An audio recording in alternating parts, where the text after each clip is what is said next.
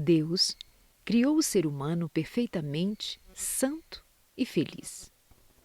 E a formosa terra, ao sair das mãos do Criador, não apresentava nenhum vestígio de decadência ou sombra de maldição. Foi a transgressão da lei de Deus, a lei do amor, que trouxe sofrimento e morte. Contudo, mesmo em meio dos sofrimentos que resultam do pecado, revela-se ainda o amor de Deus. Está escrito que Deus amaldiçoou a terra por causa do homem. Gênesis 3, 17. Os espinhos e cardos, as dificuldades e provações que tornam a vida cheia de trabalhos e cuidados foram designados para o seu bem, constituindo no plano de Deus uma parte da escola necessária para o seu reerguimento da ruína e degradação que o pecado operou.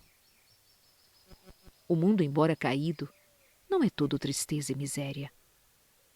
Na própria natureza há mensagens de esperança e conforto. Há flores sobre os cardos e os espinhos acham-se cobertos de flores. Porque Deus é amor.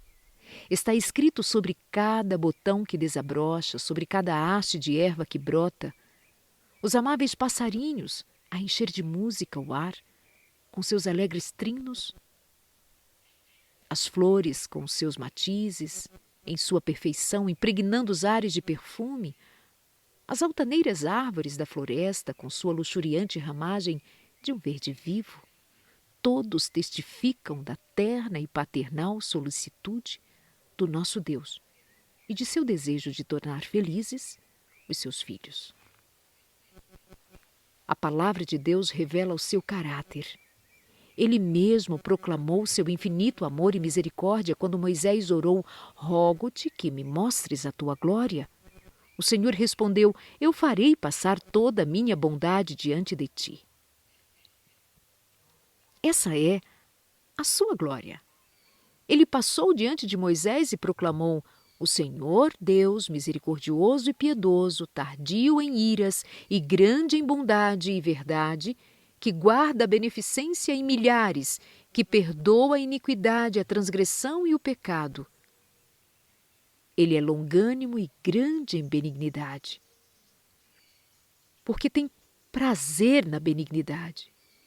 Deus ligou a si nosso coração por inúmeras provas do céu e na terra, pelas obras da natureza e os mais profundos e ternos laços terrestres que pode imaginar o coração humano. Procurou ele revelar-se a nós. No entanto, estas coisas só muito imperfeitamente representam o seu amor. Não obstante todas essas provas, o inimigo do bem cegou o espírito dos homens de maneira que foram levados a olhar a Deus com temor, considerando-o severo, inexorável. Satanás levou o homem a imaginar Deus como ser cujo principal atributo fosse uma justiça severa, rigorosa, um juiz rigoroso e credor, exigente, cruel. Representou o Criador como um ser que espreita desconfiado, procurando discernir os erros e pecados dos homens para que possa trazer juízo sobre eles. Muitos pensam que Deus anda à espreita para nos pegar em nossos pecados e ter prazer em nos destruir. Mas foi para dissipar essa negra sombra, revelando ao mundo o infinito amor de Deus, que Jesus baixou para viver entre nós. O Filho de Deus veio do céu para revelar o Pai. Deus nunca foi visto por alguém. O Filho unigênito que está no seio do Pai, este o fez conhecer. João, capítulo 1, verso 18. Ninguém conhece o Filho senão o Pai. E ninguém conhece o Pai senão o Filho, e aquele a quem o Filho quiser revelar. Mateus 11, 27. Quando um dos discípulos fez o pedido: "Senhor, mostra-nos o Pai", Jesus respondeu: "Estou há tanto tempo convosco e não me tendes conhecido, Filipe? Quem me vê a mim, vê o Pai. E como dizes tu, mostra-nos o Pai?" João 14, versos 8 e 9. Descrevendo sua missão terrestre, Jesus disse: "O Espírito do Senhor é sobre mim, pois que me ungiu para evangelizar os pobres, enviou-me a curar os quebrantados do coração e a pregoar liberdade aos cativos e dar vista aos cegos e pôr em liberdade os oprimidos." Lucas, versos 18 e 19, no capítulo 4. Essa foi a sua obra. Andava fazendo bem, curando os oprimidos por Satanás. Havia aldeias inteiras sobre as quais a graça de Deus desceu. Havia aldeias inteiras onde não existia mais nenhuma casa em que se ouvissem lamentos de enfermos, porque Jesus por elas passara e lhes curara os doentes. Sua obra dava testemunho da sua unção divina. Amor, misericórdia e compaixão se patenteavam, se misturavam em cada ato de sua vida. Seu coração anelava com terna simpatia pelos filhos dos homens. Revestiu-se da natureza humana para poder atingir as necessidades dos homens. Esse era Jesus. Jesus não suprimia da verdade uma palavra que fosse, mas sempre proferia com amor. Em seu convívio com o povo exercia o maior tato, dispensando-lhe atenta e bondosa consideração. Não era rude, jamais pronunciava desnecessariamente uma palavra severa. Nunca motivava dores desnecessárias a uma alma sensível. Nunca censurava as fraquezas humanas para ferir. Dizia a verdade, mas sempre com amor. Chorou sobre Jerusalém, a cidade que amava e que recusava recebê-lo. Recusava acreditar que ele era o caminho, a verdade e a vida. Haviam-no rejeitado a preciosa palavra do Senhor. Mas ele olhava com ternura e compaixão. Sua vida foi de abnegação e solícito cuidado pelos outros.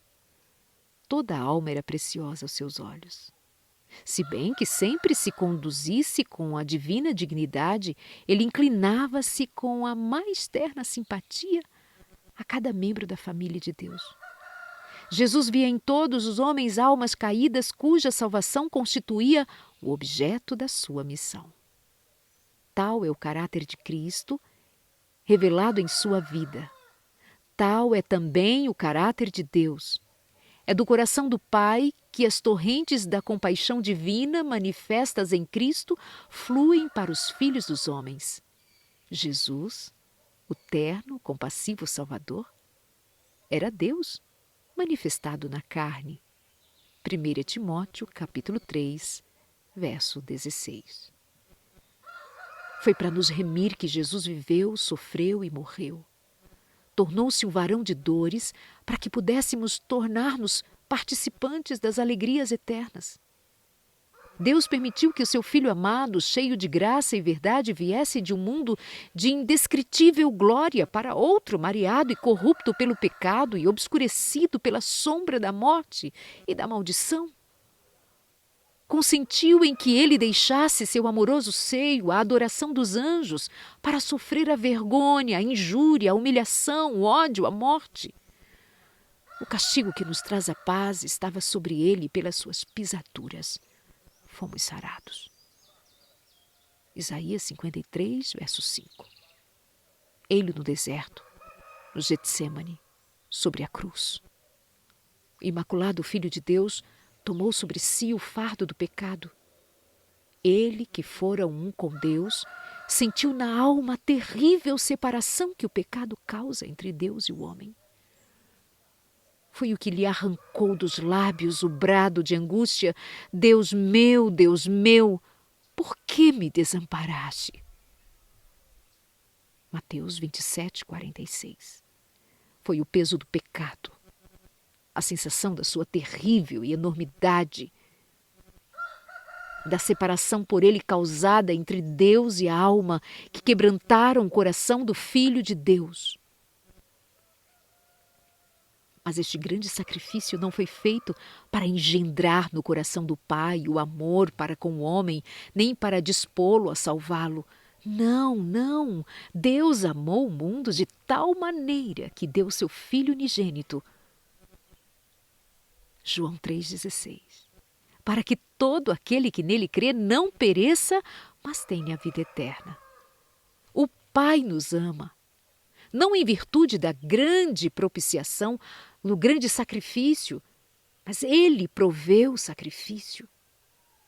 Ele nos ama. Cristo foi o instrumento pelo qual Ele, Deus, o Pai, pôde entornar sobre o mundo caído o seu infinito amor. Deus estava em Cristo, reconciliando consigo o mundo. 2 Coríntios, capítulo 5, verso 19. Sofreu juntamente com seu Filho. Na agonia do Getsêmani, na morte sobre o Calvário, o coração do infinito amor, pagou o preço da nossa redenção. Bendito seja o Senhor.